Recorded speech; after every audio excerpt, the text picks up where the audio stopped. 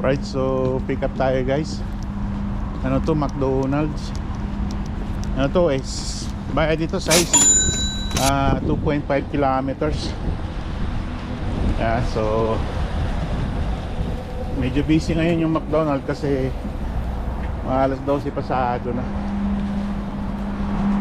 Malamig na yun, ayan oh. Wala pa akong gloves. Alauna na. Okay. Okay, one second, I'll get it for you.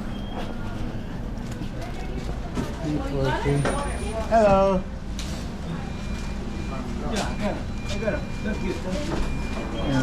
Wala na. Pick up over 343. It's my third pickup. Yeah, I can see that. I always come, they like me. Thank you. Mabait yung ano, yung tindera. Bali, pangatlong pickup dyan, then meron ako sa kabilang pickup din. Bali, dalawa. So, pang-limang trip na to guys. Yeah. So, tiyagaan din trabaho na to. Yan, busy yung ano, drive-thru. Yan, pag dito ako nag-park, mahirapan akong lumabas. Tingnan nyo yan, no? Punong-puno. Tayo. Layo ng parkingan ko kasi ano eh. Yun nga, mahirap mag-park dito. Ayun.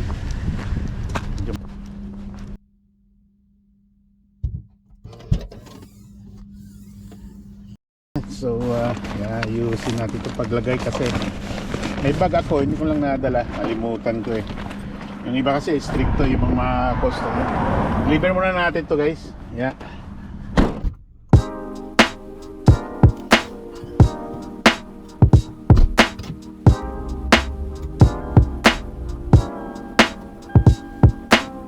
Bilayo.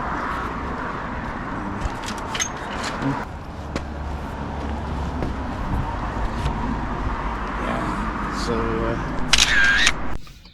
alright, so ando na-deliver ko na guys. So, may ano dito, 30 bucks something. Lahat yung bayad na na-deliver ko mga kanina. Maka 4 trips ako kanina, then ngayon naka 5 trips na.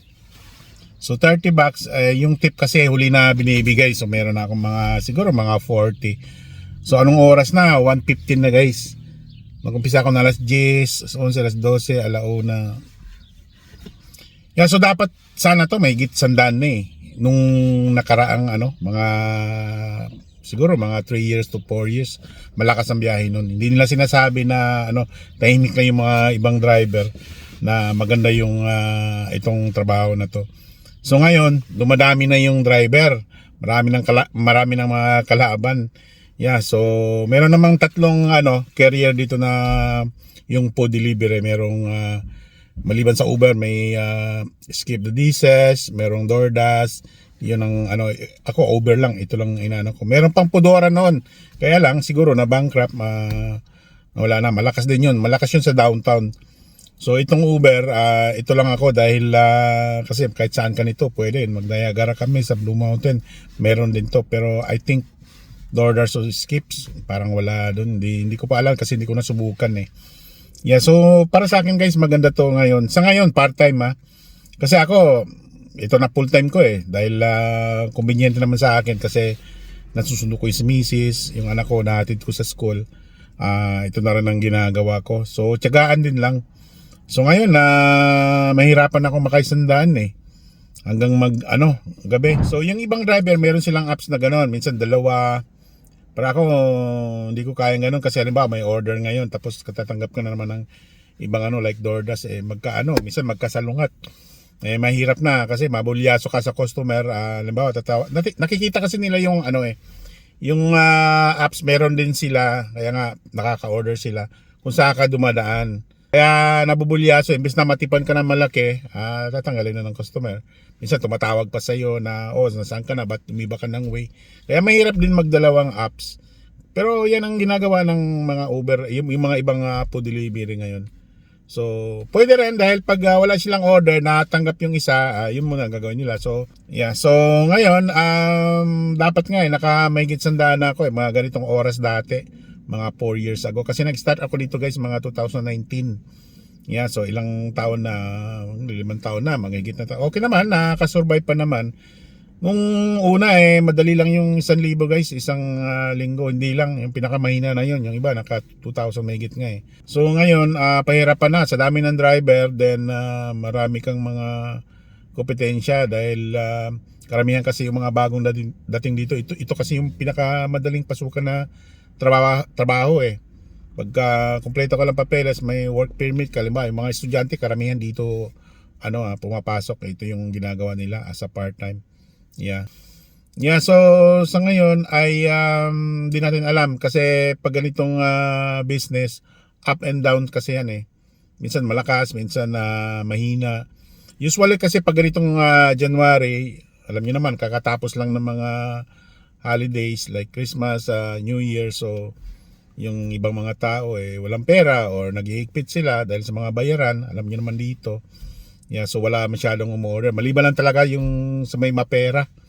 Yung maraming pera talagang ganun din ang tip nila. Tapos parati silang umorder, yung mga nag-oopisina or nasa bahay, yung tinatamad na magluto, yun umorder sila. Pero yung mga average people lang gaya natin, hindi na masyado nag-order, nagluluto na lang sila. Yeah, kaya nga nung bago pa tong Uber dito sa Canada guys, nilihim nang nila yung mulang nagsasabi na ganoon pala kalakas, na-find out na ng iba na okay pala to sarili mong oras, wala ka pang boss. Yeah, so maraming nagpasukan. So karamihan mga ibang lahi, kahit na kababayan natin, ang dami yung mga estudyante nakakausap ko. Masisipag din sila dahil syempre madali nga to, wala nang resume, wala nang interview, pasok agad basta may working permit ka, kompleto yung papeles mo, ayun, drive ka na. So ang kagandahan lang dito guys ay hindi pressure dahil pag ayaw mo sa order o alam mo natanggap, pwede mong cancelin, pwede mong i-decline. Kaya lang nagre-reflect sa mo yun, sa mga may mga ratings kasi to, yung cancellation, yung acceptance rate. Pero alam ko parang palamuti lang yun. Siyempre business gusto rin nilang makarami. Kaya lang wag ka lang gumawa ng mga ibang mga violation. Halimbawa, yung hindi ko naman nila lahat, may mga driver kasi na hindi naman siniseryoso, basta lumabas lang, then pag na-chipuan yung pagkain, kinakain, hindi na dinideliver. Pero obserbahan ka rin na ng company ng Uber kung ilang beses mo ginagawa to hanggang tatanggalan ka ng account. Ganon din yung mga customer kasi may na-meet din ako, kapangalan ko pa naman. Panggabi siya, kaya sabi niya, kuya, pagka natanggap ko yung order, halimbawa gusto ko pang umorder, pinupunit niya, pinipicturean, sinisend sa Uber, ayun, pinapalitan na another na naman yun, deliver. So parang siya, tubong lugaw siya dun. Parati daw niya ginagawa yun. Pero naisip ko rin kawawa naman yung mga driver kasi pag ganong ratings kasi pag nagreklamo yung customer, thumbs down ka nun. May mga thumbs out, thumbs down kasi to apektado yung ratings mo, kaya hindi rin magaganda. Kaya tinatanggal din nila yung yung binablock din yung yung account ng customer, hindi lang sa driver, both side. Ang kitaan ngayon dito para sa akin okay lang. Then sa mga nagpo full time, doble oras ng ginagawa nila. Pero para overall, para sa akin maganda to sa part time. Kasi pag may iba kang trabaho, paglabas mo ng hapon o anong oras kumbenyente ka, pwede kang sumaglit dito or weekends. Kasi dito walang kasiguraduhan yung kita mo Halimbawa, gusto mong umabot ng 200 or 150. Syempre, minalas ka sa biyahe sa mga tip. Hindi naman pare-parehas yung mga tao. Yung iba, malaki mag-tip. Yung iba, wala. $2, $5. Buti kung meron ganon. Yung iba, wala nga. Kahit mayaman, wala. Hindi nga parehas. Pero pag masipag ka, magkakapera ka yan. Kaya meron ka pa rin nakikitang, marami pa rin mga nagdadrive ng mga ganitong trabaho. Pero sa ngayon, marami nang umaalis, marami naghanap ng trabaho. Siyempre, nasanayan na yung talagang malakihan yung kita, pero hindi na sila nakakaabot ng ganon. So maraming umaalis, marami rin pumapasok. Ganun lang. Pero diskarte na rin dito guys, kasi hindi na rin gaya dati na kahit nakaupo ka lang ganito, darating yung order sa'yo kasi bihira pa yung mga driver. Makapamimili ka. So ngayon, diskarte na. Halimbawa, may maraming driver dyan. exit ka na kasi nagtatambay sila doon, nagantay ng mga order din. Then yung iba umiikot ng umiikot. Kaya lang syempre ang advance sa mga nagtatambay lang, nakakuha sila na hindi umiikot, save pa sila sa gas. Yung umiikot syempre gagastos ka rin ng gas. Depende lang kung anong gamit mo. Halimbawa scooter, yung iba bike, okay lang yun. Anyway, yun lang guys, at sana may napulutan kayong aral dito sa video na to. Then may idea na kayo kung kayo ay pupunta dito, kung ano yung mga dapat na pasukan yung trabaho.